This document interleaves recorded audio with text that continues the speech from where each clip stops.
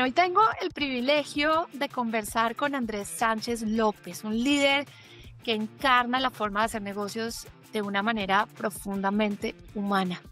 Tuve la oportunidad de sentarme a tomar un café con él hace unos días y nunca me imaginé el nivel de profundidad que logramos en esa conversación, pero hoy tengo el privilegio de tener esta conversación para compartirla con ustedes alrededor de este tema tan poderoso que son los negocios B2B, su futuro y su realidad actual. Así que, Andrés, bienvenido a B2B Talks y quiero darte la palabra para que nos cuentes quién es Andrés, cuál ha sido este camino que te ha llevado a donde estás y a partir de ahí empezar a profundizar en estos temas que vamos a trabajar hoy.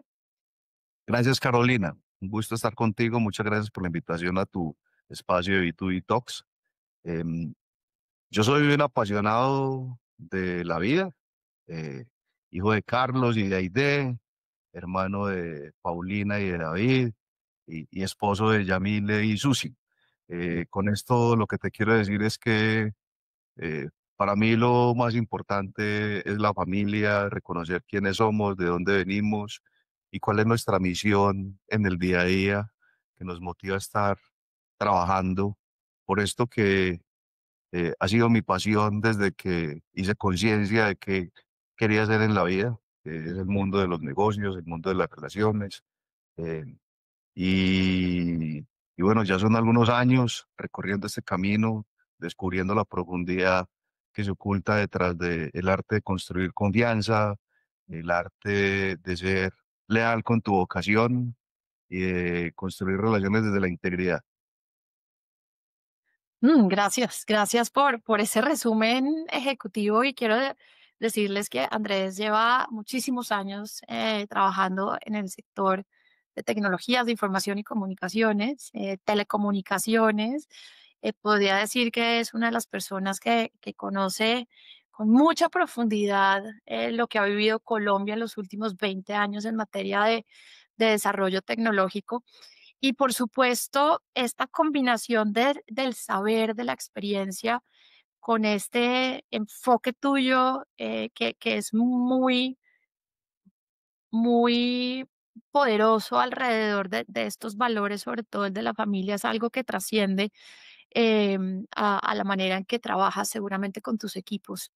Y quisiera empezar esta conversación con la pregunta de qué significa para ti construir una relación business to business que sea inteligente, pero al mismo tiempo humana y familiar. Ok, la construcción de las relaciones, Carolina, es un tema que a mí en lo particular me apasiona. Yo, yo tengo algunas creencias alrededor del tema y bueno, vamos a meternos en aquello que podemos interpretar como significado. Un poco, te compartía en nuestro café que yo en la vida real, como diría por ahí cualquier personaje de Marvel, soy un historiador amateur, ¿cierto? Un estudiante entregado al tema de la historia. Eh, hay un texto renacentista que lo escribió un personaje muy interesante que se llama Benedetto Cotruglio, que se llama El arte del comercio. Es un libro escrito por allá a finales del siglo eh, XV, entre los años 1480, 1490, aquella época donde todo estaba cambiando, tal vez mucho más de lo que creemos que está cambiando hoy, ¿no? O sea, habíamos acabado de descubrir América sin saberlo, había un boom de los comerciantes venecianos, y Benedetto Cotruglio escribe en su texto eh, un concepto que es contundente y fundamental y vigente para nuestros tiempos porque no es producto de la coyuntura, sino que es producto de la esencia del ser humano. Mm. Y Benetton dice que el comerciante es aquel eh, que dentro del mundo de los oficios es el que más debe estar abierto a relacionarse con personas de toda clase social y todo tipo de creencia. Es decir, es el más universal de los, de los oficios, ¿cierto? Y cuando reconoce eso, Benetton dice, en consecuencia, todo aquel conocimiento sobre las artes, sobre la literatura, sobre los oficios, sobre la astronomía, sobre la ciencia, ha de ser útil para que el buen hombre de negocios pueda tener la mente abierta y Mm, relacionarse de manera íntegra con la mayor cantidad de personas posible.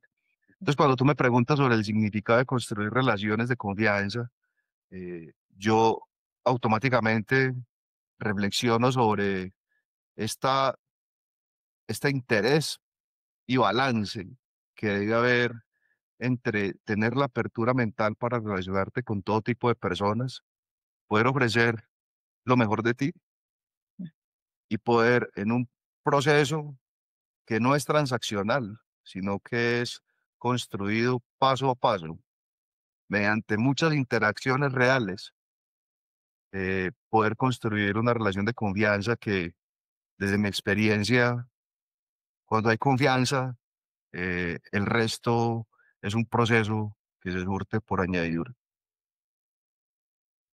y mira que me has llevado a hace varios siglos en mi imaginación a esos momentos del comerciante, que el comerciante bajo esta lectura que nos ofreces eh, es conocedor, ¿no? Es curioso por naturaleza, le interesa aprender del contexto.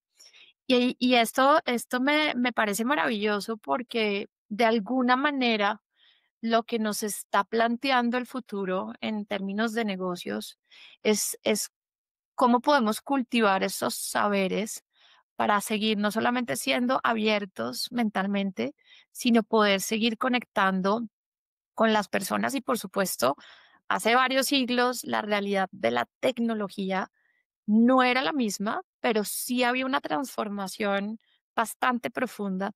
Y quisiera proponerte la pregunta, si estuvieras escribiendo un libro hoy, como lo hizo Veneto hace varios siglos, ¿qué escribirías acerca del futuro que le ves a las relaciones de negocios en ambientes B2B con todos estos cambios que se están dando hoy?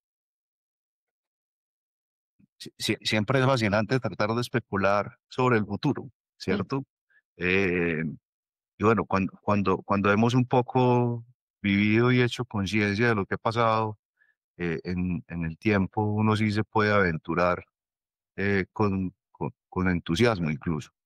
Yo creo, Carolina, que un poco, si de conocimiento se trata, este es el mejor momento jamás vivido en la historia, porque las organizaciones, los grupos de trabajo y los individuos hemos construido una nueva base de trabajo donde tenemos acceso a muchísima información, ¿cierto?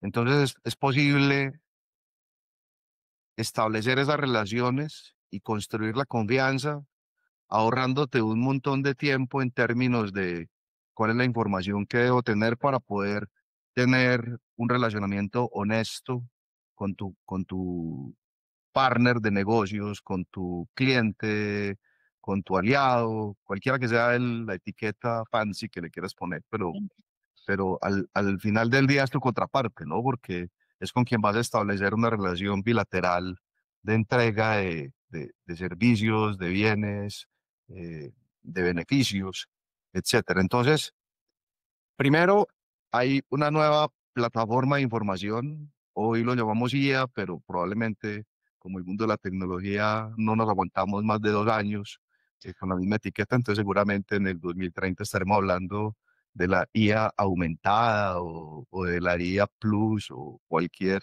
cosa por el estilo. Pero en última, se trata de que ya no hay pretexto para que no tengas la información necesaria Mm, para poder caminar rápidamente y entender quién es tu cliente, ¿cierto? Al menos dentro de lo que públicamente y con un poco de inteligencia puedes entender de sus necesidades. Pero esa misma posibilidad genera un reto, y es que en segunda medida yo diría que hay que hacer un esfuerzo extra por entender que las relaciones de confianza no se construyen con las transacciones, sino que las transacciones son un efecto que sucede aguas abajo Mm, mucho después de que has construido la relación de confianza. sí. Y muchas veces los modelos de negocio están concebidos para ignorar Mm, la importancia de la construcción de las relaciones de confianza, sino que se construyen para generar muchos tickets por hora, para eh, obviar esto que significa justamente la construcción de esa relación. Entonces, en segundo lugar, yo diría, hay que vigilar con mucha atención hacia el futuro, que realmente sí estemos dedicando el tiempo para la construcción de esas relaciones desde un enfoque de integridad y confianza. mm, Y mi tercer visión sobre el futuro es, al final del día esto se trata de los individuos y de los seres humanos. mm, Es decir, cómo cada uno de los individuos que está queriendo ser el buen hombre de negocios en el año 2040 mm, se va a posicionar frente al mercado para poder desarrollar su rol y poderle agregar valor a su organización, a su grupo de trabajo, a su corporación, a su propio negocio, a su propio emprendimiento. Y, y a mí me tiene con mucho optimismo, mm, y me gusta pensar que viene una época donde incluso la integridad moral eh, va a enfrentar un nuevo proceso de valoración. mm, Mire, yo estoy sintiendo, y eso me llena de ilusión, que las nuevas generaciones que estamos viendo son mucho más exigentes en términos de integridad. mm, Eh, y desde la experiencia sí sé que la integridad es una apuesta importante para, para poder construir las relaciones de confianza duraderas y sostenibles en el tiempo. Porque, como lo decía, no se trata de una transacción en el que alguien ganó y alguien perdió. mm, Durante los últimos años hemos acuñado las expresiones win-win o gana-gana, mm, pero digamos eso va más allá de la valoración de esa transacción o de esa relación. Esto va más allá de que, y ha sido algo de un credo que hemos tratado de implementar a lo largo de nuestra experiencia profesional, y es que un trabajo es un trabajo, pero un buen businessman mm, luego se va a otro trabajo y lo que se lleva es su reputación profesional consigo. O sea, un cirujano puede cambiar de clínica, ¿cierto? Pero siempre será el cirujano eh, Pepito Pérez. sí. Y tú no te cambias de color de uniforme y lo dejas allá en tu anterior hospital y te reinventas con tu reputación, no, sigue siendo Mm, tu reputación personal. Entonces, lo único que te garantiza que eso sea un activo que construyes en el tiempo, sigue siendo, como lo decía Benetton hace casi 500 años, eh, ser una persona muy íntegra, mm, que pueda seguir mirando hacia el futuro. Y a mí me ilusiona creer que desde el mundo de los negocios, y como dicen por ahí, donde entran los comerciantes, hay épocas de paz, ¿cierto? O para que pueda entrar la guerra, los primeros que salen son los comerciantes. mm. Entonces, en épocas donde aparentemente hay tanta convulsión, creo que quienes estamos en este bonito oficio, podemos contribuir mucho para que eso realmente se materialice. En Mm. síntesis, yo te diría, hacia el futuro tenemos una nueva base de información que la podemos usar para poder apuntar con mucha más precisión a qué queremos llegar, cuál es nuestro objetivo organizacional, personal. En segunda medida, creo que tenemos que superar el reto de darle valor a las relaciones interpersonales para poder construir confianza. Y en tercer lugar, la integridad va a ser revalorada, y va a ser cada vez más importante en las relaciones one-to-one. Y esto me lleva a pensar en el liderazgo. De lo que te escucho decir, está emergiendo quizás un cambio de paradigma, pero es un cambio de paradigma que va a tener que obligar de alguna manera a las personas en posiciones de liderazgo a redefinir esos indicadores de valor, esos indicadores con los que se nutren y se potencian las relaciones de largo plazo. Y esto me lleva a hacerte la pregunta de cómo tú en este momento ves el liderazgo en general, sé que eres un estudioso, en general, en particular en tecnología, de cara a desarrollar ese nuevo paradigma que lo que busca es darle mayor valor a las relaciones que sean sostenibles, que se basen en la confianza y que sean regenerativas. Ya este es un concepto que yo he venido explorando en los últimos años, la regeneración tanto biológica, neurológica, como humana, como de negocios. Y siento, así como tú también sientes y percibes que se va a volver a valorar la integridad, siento que es un valor que regenera en la medida que nos permite resguardar ciertas cosas para que no se energicen los negocios, se energicen las relaciones. Entonces, desde tu punto de vista, ¿cuál es ese cambio, ese shift o esa nueva mirada que los líderes deberían empezar a tener con relación a, a esta visión de futuro?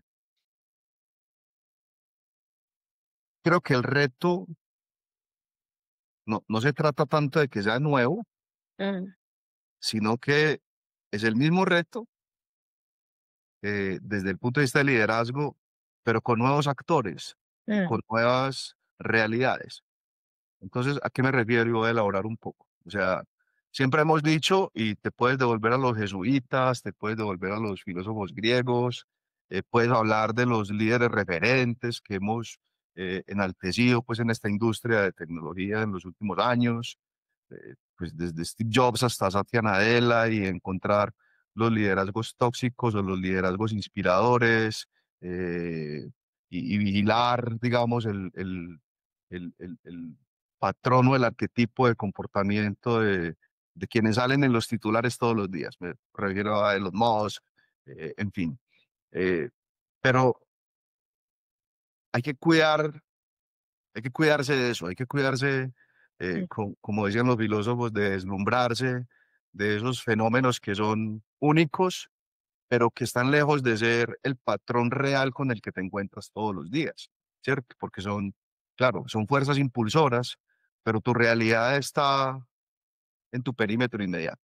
mm, Entonces, siempre hemos hablado de liderazgo con propósito, es decir, de liderazgo no para enaltecer tu ego, sino para servirle a los demás, mm, para poder sentir la realización y la felicidad de quien le está ayudando a otro, porque lo estás tomando de la mano y te estás parando a su lado para llevarlo por el camino del aprendizaje mm, y de la superación de los retos y de la contribución como individuo, pero también como equipos de trabajo, pues porque hay equipos gigantes. Y entre más lejos estás de los equipos por el volumen, etcétera, más retado estás a hacerte visible como líder y realmente poder servir al propósito de la consecución de los logros en el día a día. Eso por un lado. Entonces hablamos de liderazgo con propósito, que es el liderazgo para servir. mm, Eh, es decir, las organizaciones te invitan a liderar de manera formal o informal, no para que la gente se pliegue a tu lado de manera jerárquica, sino para que tú, con tu milla extra, le puedas despejar el camino a los demás para que el colectivo pueda avanzar de manera rápida. Eso ujú, sigue siendo vigente más que nunca, pero el juego se trata de quiénes son los nuevos integrantes de los equipos y cuáles son sus nuevas expectativas mm, y qué te van a exigir como líder, qué te van a exigir en términos de ejemplo, qué te van a exigir en términos de integridad, qué te van a exigir en términos eh, de que tienen la libertad de que un trabajo es solo un trabajo y mañana pueden elegir otro, ¿cierto? Y ya no eres tanto tú quienes los eliges, sino ellos los que te eligen. Y eso plantea un nuevo reto de condiciones que son absolutamente relevantes y retan a las organizaciones a entender que la jerarquía ya no se trata de movilizar una compañía porque fulano de tal mandó decir que esto es lo que hay que hacer. Y eso suena súper noventero. Es más, suena como de los ochentas. En cambio, la organización que dice, todos nosotros decidimos que este es el camino y le vamos a apostar a esto, y la suma de todas nuestras millas extras va a hacer que eso pase, es mucho más potente y son las organizaciones que hoy están ganando los partidos y son los que hoy están generando valor para entregarle a sus clientes, a sus stakeholders, a sus accionistas. Por eso cada vez es más importante medir la cultura. Cuando tú mides la cultura, siempre tienes que, bueno, tú la mides y encuentras cultura buena, mala, regular, del medio, promedio, etcétera, pero acto seguido tienes que hacerle doble clic. ¿Y sabes cuál es el siguiente doble clic? ¿Quién es el líder? Mm, ¿Quién es el grupo de líderes que está impulsando esa cultura? Y ahí empiezas a encontrar los elementos que un poco van a hacer que hacia futuro las organizaciones caminen al triple o al cuádruple de la velocidad o sigan creciendo de manera orgánica tratando de sobrevivir. Entonces yo creo que el liderazgo es un elemento que se vuelve importante porque uno de nuestros sueños de siempre, de nuestra generación es, oye, qué chévere un líder que me inspire, mm, del que yo pueda confiar a ciegas y del que yo pueda aprender mucho. Y recuerdo que en nuestro café hablábamos mucho de la relación maestro-aprendiz, sí. ¿cierto? En el contexto de quién estoy bebiendo Mm, las fuentes del conocimiento para entender mi oficio. Y en eso yo te tengo que decir que mi experiencia personal, yo soy un absoluto afortunado porque he contado con el privilegio de tener en mi temprana carrera unos líderes espectaculares que me tomaron de la mano. De alguna manera yo también los elegí mm. eh, y, y bueno, y un poco hoy me honra saber y decir que estuve trabajando con ellos. Entonces, hablar de liderazgo a futuro implica todo esto que acabamos de esbozar, Carolina. Me, me conecta mucho el concepto del que conversamos y que tú traes a la mesa, que es el del oficio.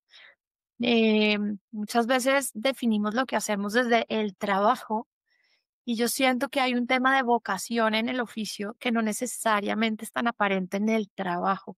Y eso es algo que yo siento también y percibo que va a comenzar a cambiar en la medida que las nuevas generaciones están siendo un poco más exigentes de decir realmente dónde quiero estar, con quién quiero estar, qué es lo que quiero aprender.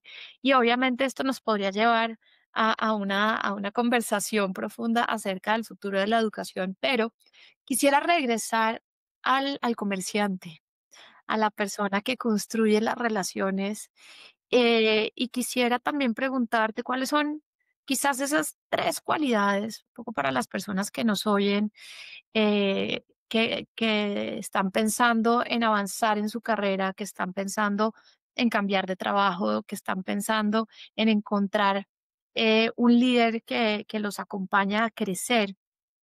¿Cuáles serían esas tres cualidades del comerciante de hoy para que sea exitoso en su oficio, ¿no? De construir estas relaciones de confianza que sean duraderas, regenerativas y que al mismo tiempo pues den resultados para las organizaciones.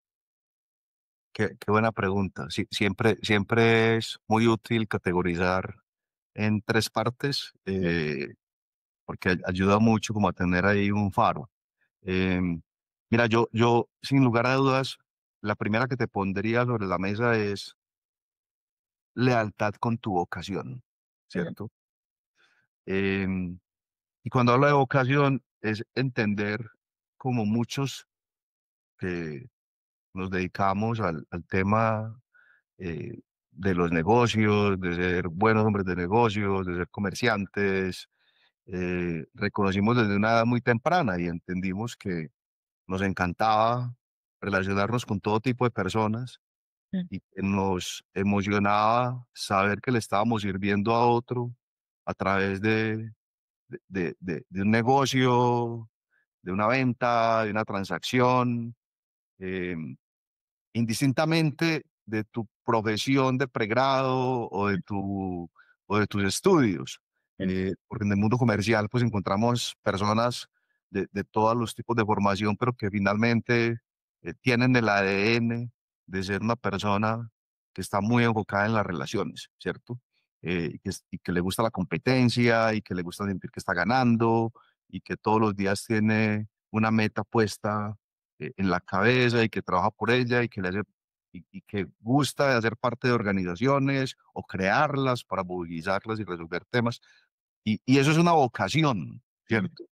Yo durante toda la vida, cada vez que hago una entrevista para escoger un talento y permitirnos ese conocimiento mutuo, para mí las entrevistas de trabajo no se trata, y corrijo, no se trata de escoger a alguien, sino que se trata de conocernos mutuamente, mm, entender si es el momento de iniciar un camino juntos, mm, ¿cierto?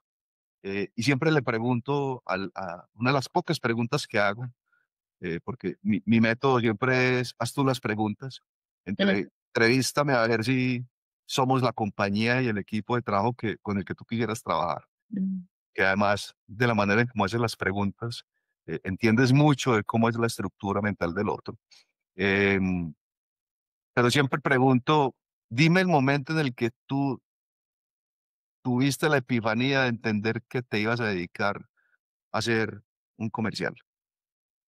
Porque usualmente es un momento en el que tú dices, no sé, a los 7 años, a los 14, a los 15, wow, hice esto y a esto es a lo que me quiero dedicar el resto de mis días.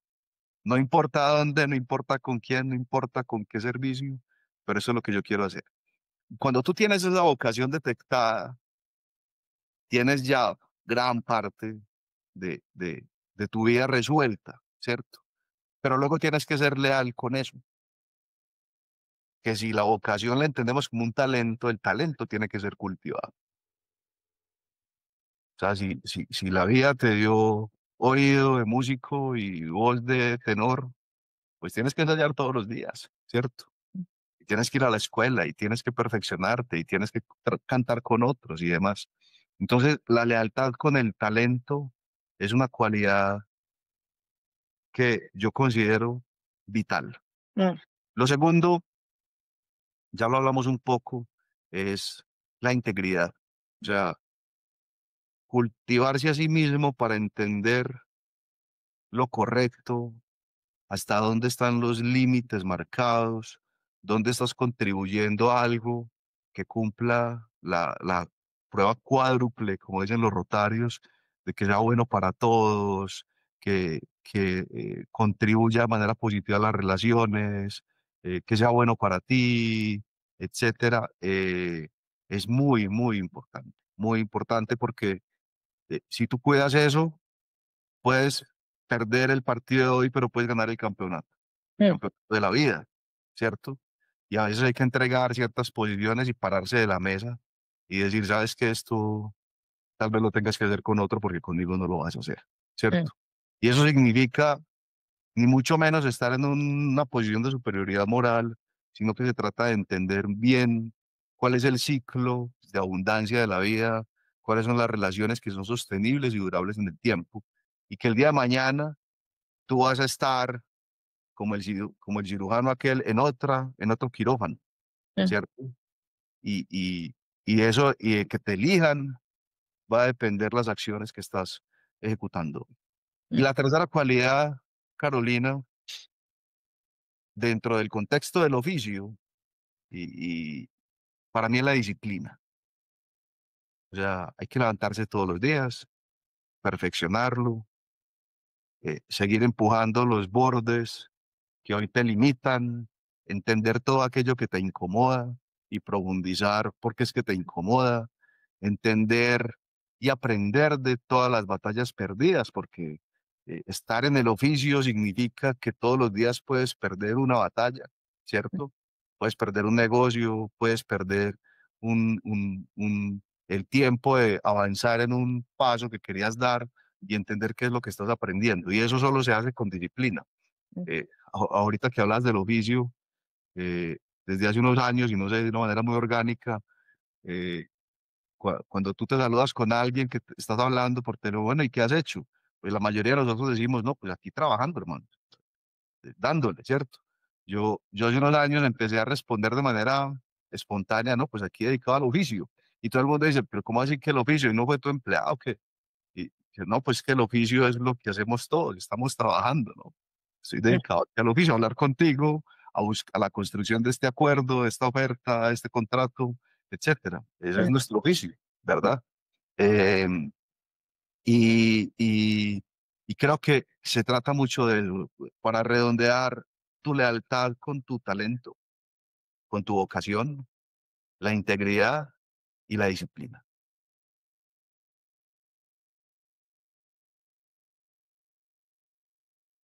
Antes de que llegaras a la tercera me la imaginé. De alguna manera sentí que venía la disciplina como tercera cualidad.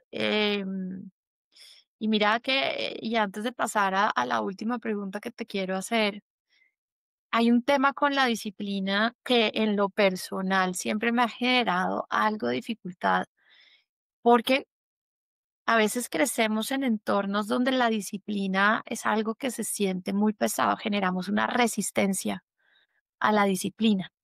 Y hay personas que como que les choca un poco hablar de disciplina. Yo he trabajado el tema de la disciplina durante muchos años, pero quisiera preguntarte para las personas que quizás las dos primeras cualidades les quedan claras, ¿cómo podrían encontrarse con la disciplina desde un lugar diferente? ¿Qué les dirías tú? Es una muy interesante pregunta. Yo creo que cuando uno entiende la disciplina como el valor de las rutinas positivas, entonces un poco resignificas el ejercicio de la disciplina, ¿cierto?